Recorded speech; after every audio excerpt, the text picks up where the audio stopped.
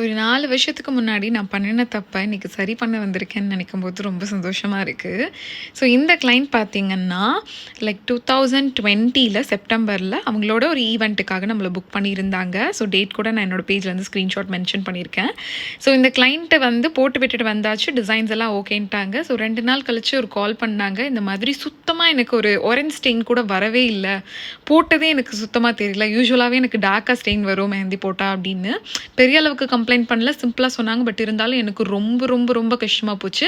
ஏன்னா நான் அட்டென்ட் பண்ணுற செகண்ட் கிளைண்ட் இவங்க தான். ஸோ அவங்களே கம்ப்ளைண்ட் பண்ணும்போது ஸோ அன்னையிலிருந்து நான் ஒரு முடிவு பண்ணினேன். ஸோ நான் மேக் பண்ணுற பேஸ்ட்டை 5 மினிட்ஸ் ஒரு பேட்ச் டெஸ்ட் என்னோட கையில் நான் ட்ரை பண்ணிட்டு தான் என்னோட கிளைண்ட்ஸுக்கு யூஸ் பண்ணணும் அப்படிங்கிறத நான் அப்போலேருந்து இப்போ வரைக்கும் ஃபாலோ பண்ணிகிட்ருக்கேன். இந்த 5 இயர்ஸ் ஜேர்னிலேயே நான் பண்ணின பெரிய மிஸ்டேக் இது மட்டும்தான்.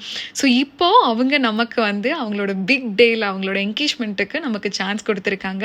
ஸோ அவங்களுக்கு பண்ணின மெஹந்தி டிசைன்ஸ் தான் இது. ஸோ அவங்களுக்கு நெயில்ஸும் நம்ம பண்ணியிருந்தோம். என்னதான் இந்த 5 இயர்ஸில் நான் எவ்வளோ கிளைண்ட் இதை கரெக்ட் பண்ணி நான் ஒர்க் பண்ணியிருந்தாலும் இந்த ஒரு விஷயத்தை நினச்சி எனக்கு மன உறுத்தல் இருந்துகிட்டே இருந்தது.